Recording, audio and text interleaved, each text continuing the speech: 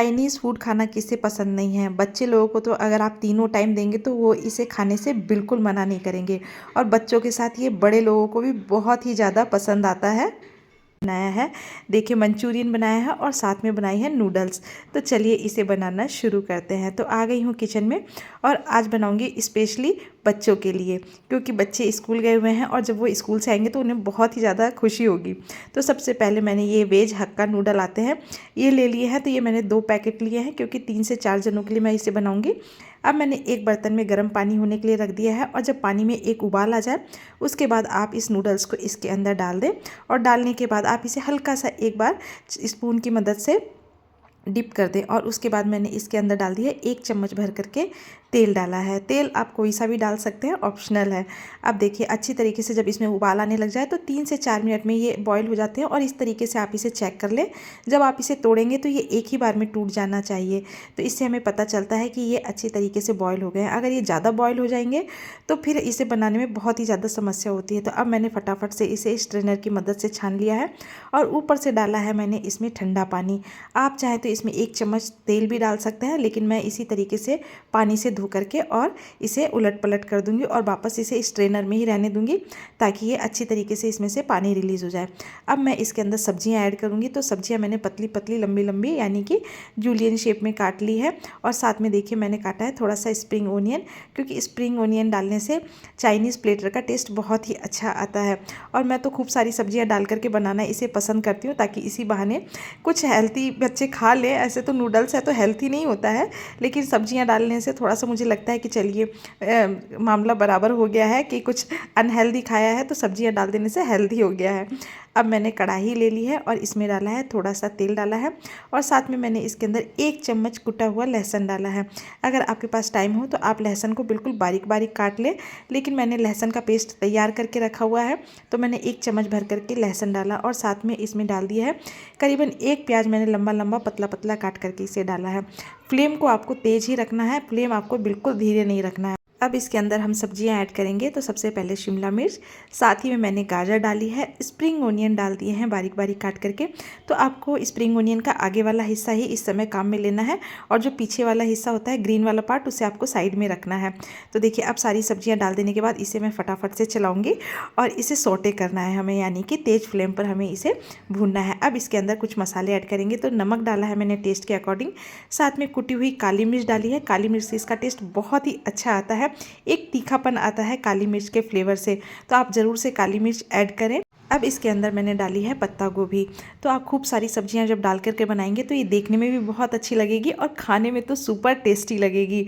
तो मैं तो इसी तरीके से खूब सारी सब्जियां डाल करके बनाती हूँ। हाँ, सब्जियां काटने में थोड़ा सा टाइम ज़्यादा लगता है, लेकिन सब्जियों से ये बहुत ही टेस्टी बन करके तैयार होता है। अब इसके अंदर थोड़े से फ्लेवर ऐड करेंगे। तो देखिए सबसे पहले मैंने इसके अंदर 1 चम्मच भर करके, यानी कि थोड़ी सी बड़ी चम्मच से सोया सॉस लिया है। साथ ही में मैंने 1 चम्मच इसके अंदर चिली सॉस लिया है, और इसके बाद मैंने इसके अंदर डाल दिया है 1 चम्मच से थोड़ा सा ज़्यादा, क्योंकि बच्चों को थोड़ा खट्टा मीठा ज़्यादा पसंद आता है, तो टमाटर केचप डाला है। और इन सारी चीज़ों को डाल देने के बाद हमें इसे मिक्स करना है। तो देखिए इस तरीके से आप सारी चीज़ों को मिक्स कर लें, और सिर्फ आप इसे 1 मिनट तक ही आपको इसे भूनना है, इससे ज़्यादा आपको बिल्कुल नहीं भूनना है। अब इसके अंदर मैं नूडल्स ऐड करूँगी।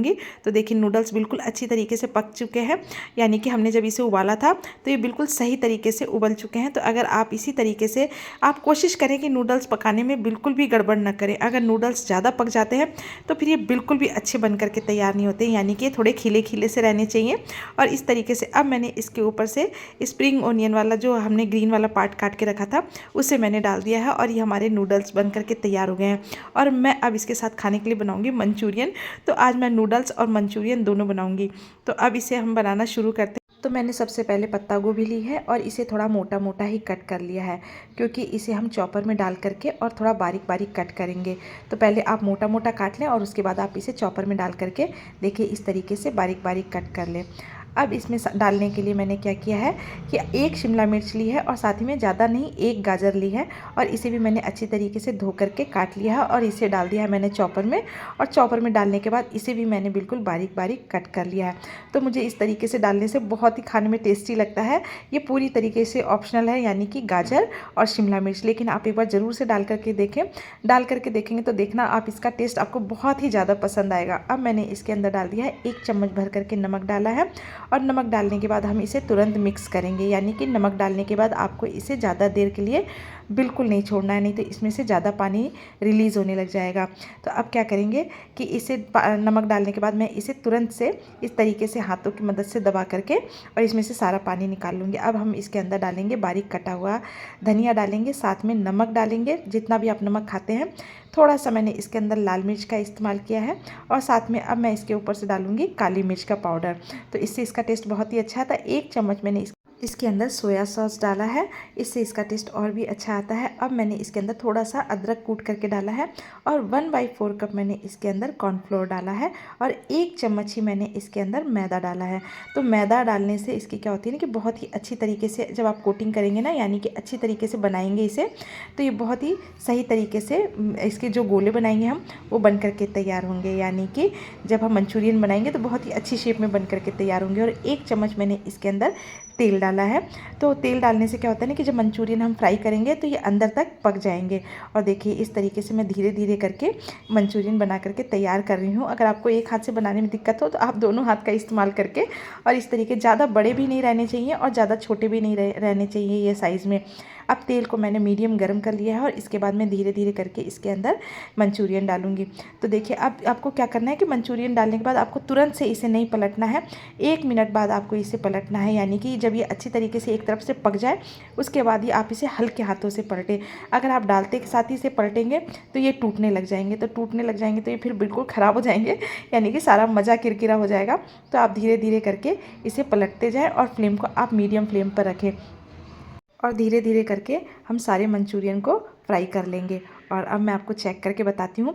तो देखिए ये बिल्कुल अच्छी तरीके से बाहर से तो बहुत ही क्रंची है और अंदर से एकदम सही तरीके से पका हुआ है। तो अच्छे मंचूरियन की यही पहचान होती है। अब हम क्या करेंगे कि इसका सॉस बना करके तैयार करेंगे। तो मैंने 1 चम्मच भर करके तेल लिया है और इसके बाद मैंने इसके अंदर डाल दिया है बारीक कटी हुई, मैंने 2 मिर्चों को बारीक बारीक कट कर लिया था और साथ ही में मैंने बारीक कटा हुआ प्याज डाला है। प्याज डालने के तुरंत बाद मैंने इसके अंदर बारीक कटी हुई शिमला मिर्च डाली है। अब इन तीनों चीज़ों को हमें भून लेना है, यानी कि ज़्यादा हमें बिल्कुल नहीं पकाना है, हमें सिर्फ इसे भूनना है, हल्का सा भूनना है। इसके बाद मैं इसके अंदर 1 चम्मच भर करके मैंने लहसुन का पेस्ट डाला है और लहसुन का पेस्ट डालने के बाद आप इसे भून लें और फ्लेम को आप हाई फ्लेम पर रखें, यानी कि हमें इसे पकाना नहीं है, हमें सिर्फ इसे सौटे करना है।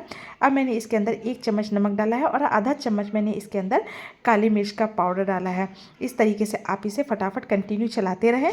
और इसके बाद मैंने इसके अंदर 1 बड़े चम्मच से सोया सॉस डाला है। सोया सॉस ऐसे भी हमारी हेल्थ के लिए बहुत ही अच्छा होता है, तो हमें कभी कभी तो सोया सॉस खा ही लेना चाहिए। और इसके बाद मैंने डाल दिया है इसके अंदर 1 चम्मच भर करके चिली सॉस डाला है और साथ में 1 चम्मच भर करके टमाटर केचप डाला है, ताकि खट्टा मीठा टेस्ट बना रहे। और अगर आप मीठा और ज़्यादा पसंद करते हैं तो आप और ज़्यादा टमाटर सॉस डाल सकते हैं। 1 चम्मच मैंने इसके अंदर विनेगर ऐड किया है। अब हमें इसे अच्छी तरीके से भून लेना है, यानी कि सारे मसाले आपस में मिक्स हो जाने चाहिए। अब क्या करेंगे, जब हमने पत्ता गोभी को निचोड़ा था तो उसमें से पानी निकला था, तो इसे मैंने फेंका नहीं था, तो इस पानी को आपको बिल्कुल नहीं फेंकना है। अब मैंने इसके अंदर 1 चम्मच कॉर्नफ्लोर मिलाया है और इसे आपस में मिक्स कर लिया है, यानी कि इसमें बिल्कुल भी लम्स नहीं पड़ने चाहिए।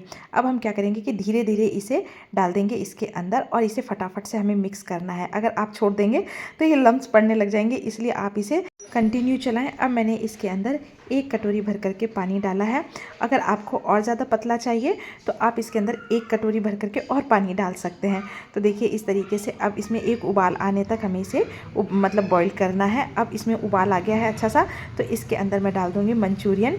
तो मंचूरियन डालने के बाद हमें इसे हल्के हाथों से चलाना है, यानी कि हमें ज़्यादा इसे सब्जी की तरह बिल्कुल मिक्स नहीं करना है। आप कोशिश करें कि हल्के हल्के हाथों से इसे आपस में मिक्स करें, क्योंकि है ना अगर ये टूटने लग जाएंगे तो फिर बिल्कुल भी अच्छे नहीं लगेंगे। और आपको इसे ज़्यादा बिल्कुल नहीं चलाना है, आपको सिर्फ इसे हल्का सा चलाना होता है। और इसके बाद मैंने इसके अंदर डाल दिए हैं स्प्रिंग ओनियन डाले हैं, ताकि ये देखने में और खाने में बहुत टेस्टी लगे। और ऐसे भी चाइनीज़ फूड के अंदर तो स्प्रिंग ओनियन का बहुत ही अच्छा टेस्ट आता है। और ऊपर से डाल दिए मैंने इसके अंदर पतले लच्छेदार प्याज काट करके डाले हैं। और हमारा मंचूरियन बिल्कुल बन करके तैयार हो गया है। तो आज की तो जो चाइनीज़ प्लेटर की थाली है वो बन करके तैयार हो गई है। और बच्चे लोग स्कूल से आने वाले हैं, आज तो वो इसे देखते ही खुशी से उछल पड़ेंगे। और मेरा वीडियो अगर आपको पसंद आता हो तो प्लीज़ मेरे चैनल को लाइक करें, सब्सक्राइब करें, शेयर करें। फेसबुक से देख रहे हैं तो फॉलो करें। तो मिलते हैं नई रेसिपी के साथ। Take care, bye bye.